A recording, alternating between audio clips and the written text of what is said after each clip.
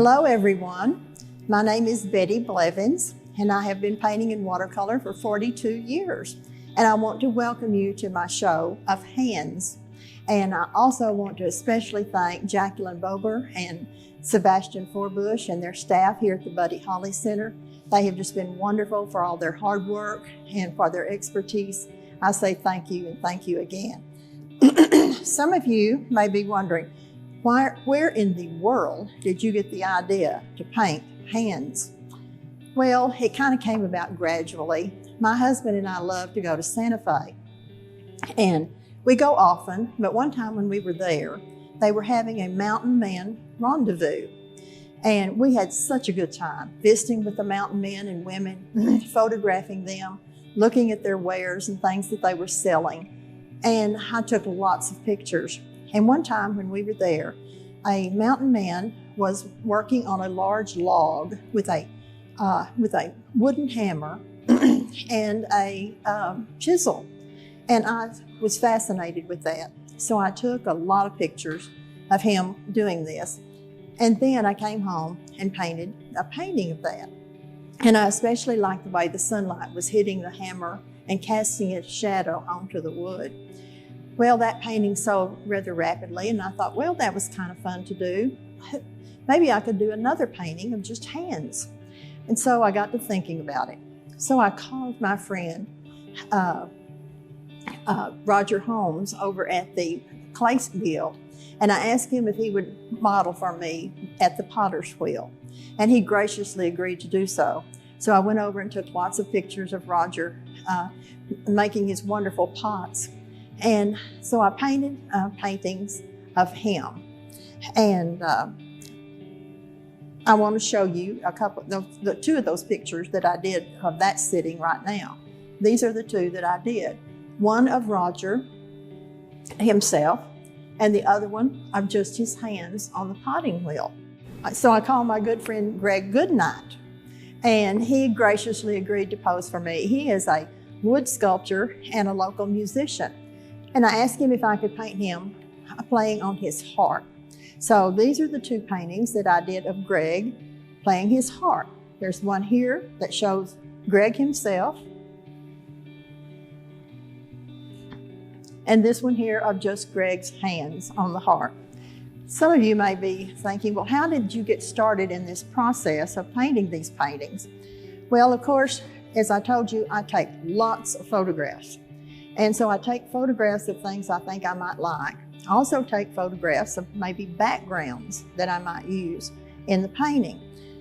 And so I came up with this idea maybe of painting my husband's hands on his Bible. My husband is a minister. He's been a full-time pastor for 60 years. And so I wanted to paint his hands on his Bible.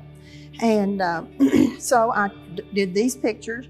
Then I was down at Hardin Simmons, and they have this beautiful stained glass window in their chapel.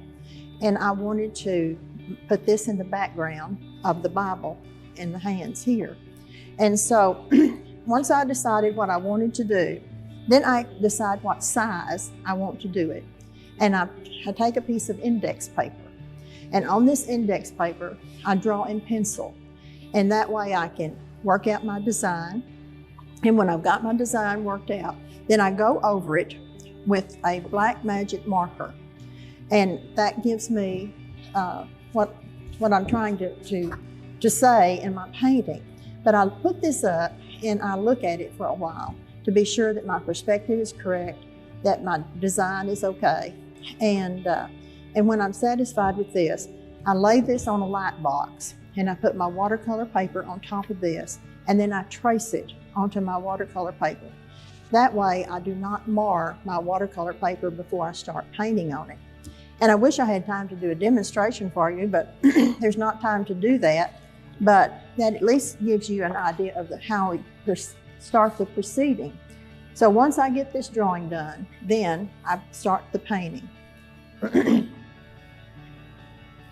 And this is the painting that I did of my husband, hand on the Bible.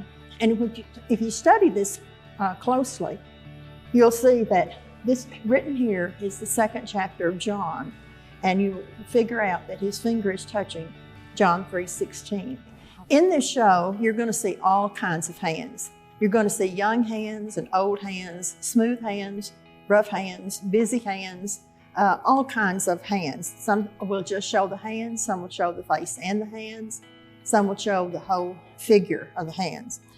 While I was in the process of painting these paintings, I ran across this quote from Maria Montessori, who is the director of the Montessori method of learning. And she said that the hand is the instrument of the mind. And I thought, wow, that's exactly what I'm trying to convey with my paintings. And so I want my paintings to tell a story.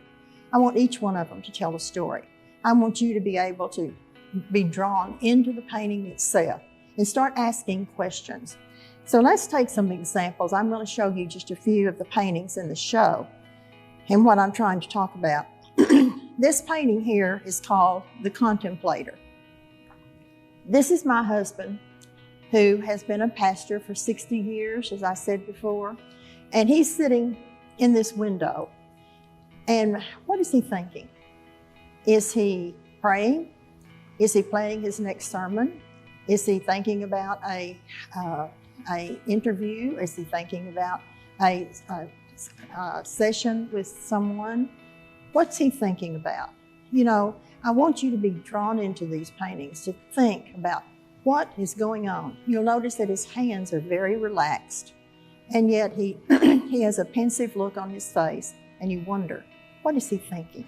This painting is titled The Helping Hand, and here you see a young father holding the hand of his little daughter, or maybe the little daughter is holding the hand of the daddy. But whatever the case, you can tell that he is very protective of her, and yet she is very trusting of her father. And she's got that big book under her arm, and she knows that her father is going to read that book to her. This is what the painting says to me. What does it say to you? This painting is called The Ballerina. And when you look at this painting, you wonder, has she just finished her performance? Is she getting ready to do her performance? Or has her shoe just become loose and she's straightening her shoe?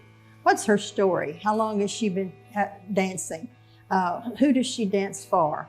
It's an interesting perspective to what is she thinking while she's tying that shoe. Okay, this painting is called The Perplexed, and she certainly looks perplexed. Why is her finger up there on her chin? What is she thinking? And look at the lines in her face. What kind of story is written on that face? Wouldn't you like to sit down and talk to her and find out something about her life and what has happened to her? She is a very, very interesting person. This painting is titled The Park Ranger, and he was a park ranger in Bodie, California. And here he is heading out at the beginning of the day to hang the American flag. What does that say to you? Was he a veteran? But we know he's probably a patriot. And he's been at that job a long time. He seems a little old to be a park ranger. Wouldn't you like to know his story and what he's doing and what he's thinking and how much enjoyment he gets out of this kind of job? This painting is called The Lonely Man. Oh my goodness, he looks so lonely. And his hands are so arthritic that you can tell that even resting his hands on his knee would be painful. His clothes are way too big for him, just bunched up around him. What is his story? Why is he sitting on this log? Wouldn't you like to talk to him and find out what his life story is? This painting is called Shopped Till She Dropped. Actually, it's just called The Weary Shopper, but she has literally shopped till she dropped. And why is she so tired? She's trying to hold up her head with her hands. She's sitting there resting, probably wishing for a large glass of iced tea. But where's her family? What is she doing there? Why has she shopped so long that she's so tired? These are all kind of questions that you could ask yourself about her. A lot of humor in here. You could figure out why she was doing this. Truly, hands are an instrument of the mind. You know, hands can be clenched. They can show anger and frustration and